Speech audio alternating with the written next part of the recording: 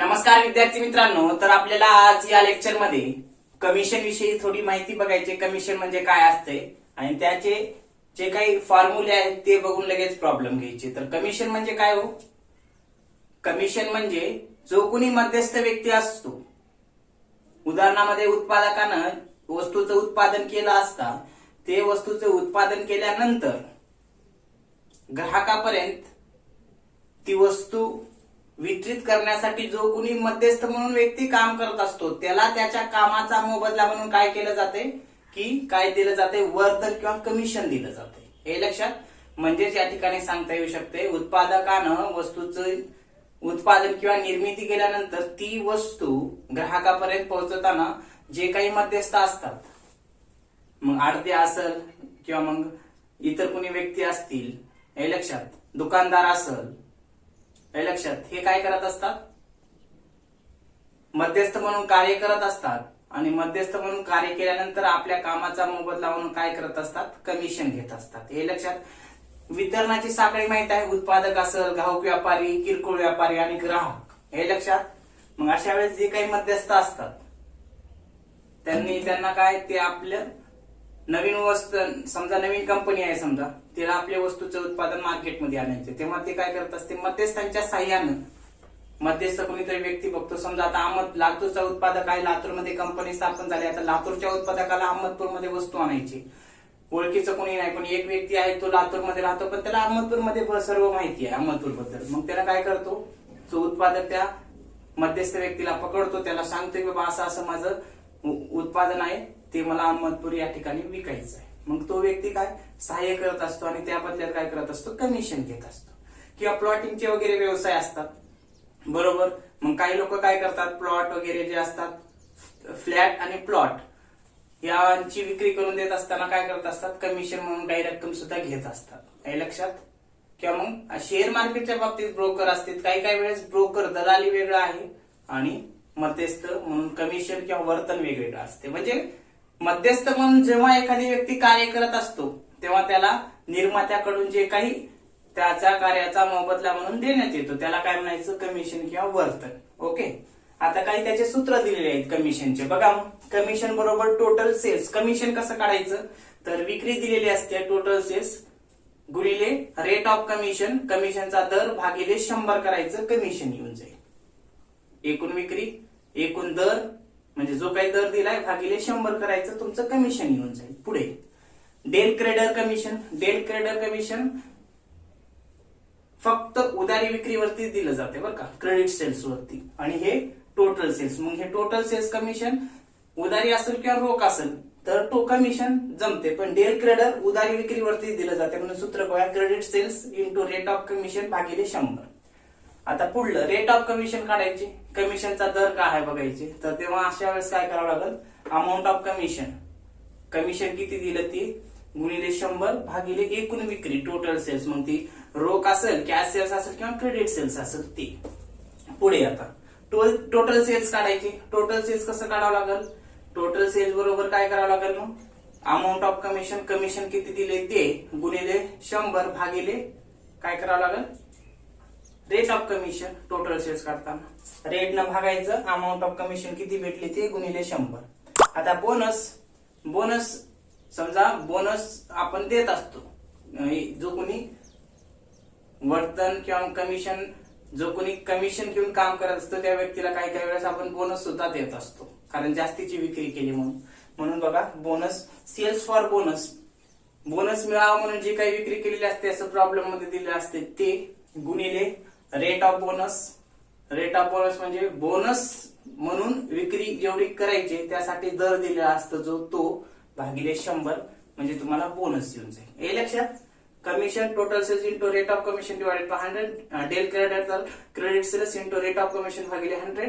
त्यानंतर काय? Rate of commission amount of commission into 100 divided by total sales. Total sales बरोबर काय? Amount of commission into 100 divided by rate of commission, आणि then bonus. Bonus बरोबर sales for bonus into काय? Rate of bonus divided by 100. या पद्धतीने एवढे 5 सूत्र या ठिकाणी सांगता येऊ शकतात. लगेच आपल्याला काय करायचं आहे? प्रॉब्लेम घ्यायचे. तर घ्या मग प्रॉब्लेम नंबर 1. नंबर 1 इथं लिहा. calculate amount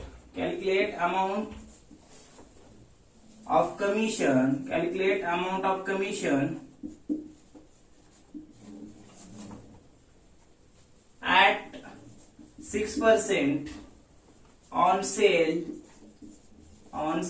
comma, when sales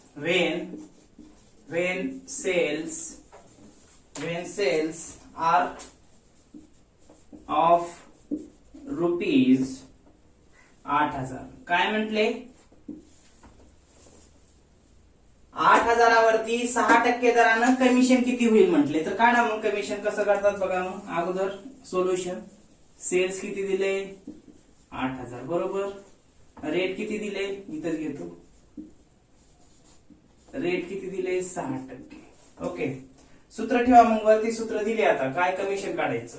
उधारी दिले का विक्री त्याच्यात नाही, म्हणजे पहिलं सूत्र घ्या मग इथं.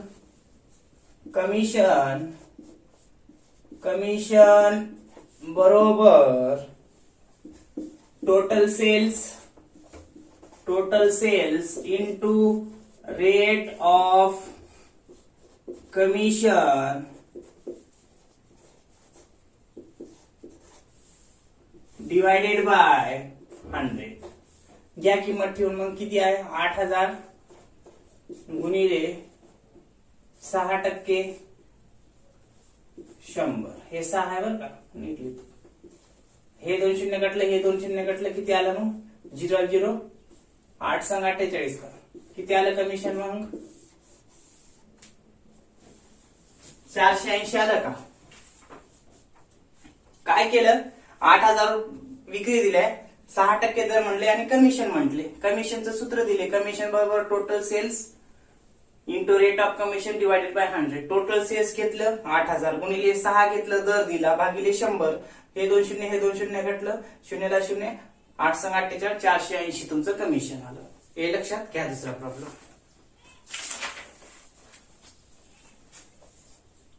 कॅल्क्युलेट द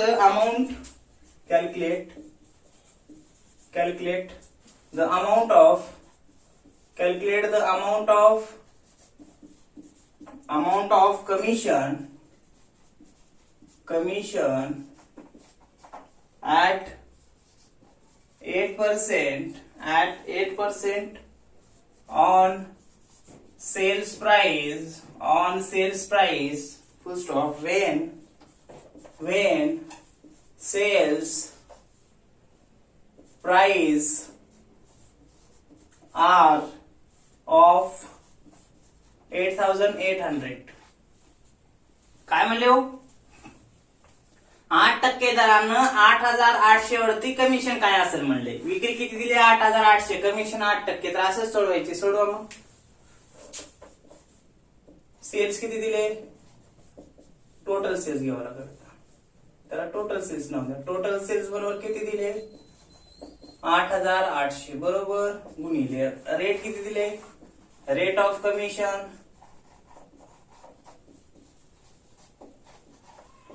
8% बरोबर. सूत्र ठेवा मग. काय दिले? कमिशन बरोबर total sales into rate of commission divided by 100. ठेवा मग किमती. 8,800 गुणिले 8% भागिले 100. 2 शून्य कटले, हे 2 शून्य कटलं. घ्या मग. 8 8 64 4 हातच्याला 6, 8 8 64 6 70 का. किती आलं मग? 704 आलं का. 704 आलं कमिशन. हे लक्षात. पुढचा प्रॉब्लेम घ्या. असाच आहे ना हे सर्व. 3 नंबरचा प्रॉब्लेम घ्या मग. Calculate the amount of commission at 12%. Same असाच आहे. Calculate the amount of commission at 12%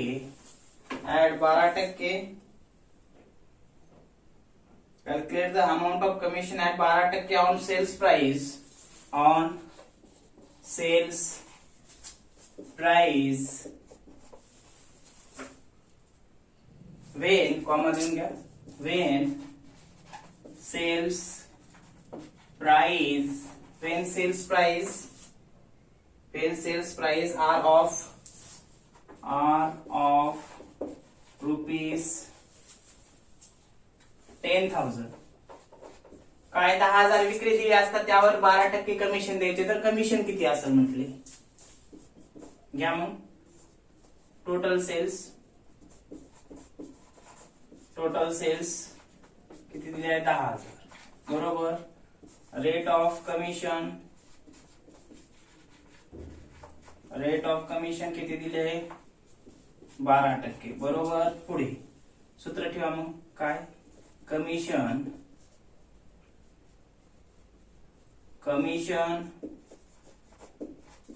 बरोबर total sales into rate of commission divided by 100. Total sales किती दिले आहे 10,000 गुणिले 12% भागिले 100. हे 2 शून्य कटलं किती आलं 1200 आलं का.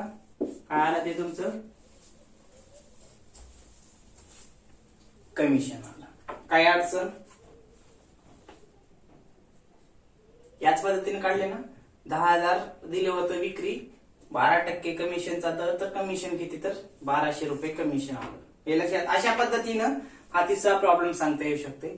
या लेक्चर मध्ये एवढं बस झालं. काय सूत्र बघितलात 3 प्रॉब्लेम घेतलात. पुढल्या लेक्चर मध्ये राहिलेले प्रॉब्लेम घेऊ. ओके.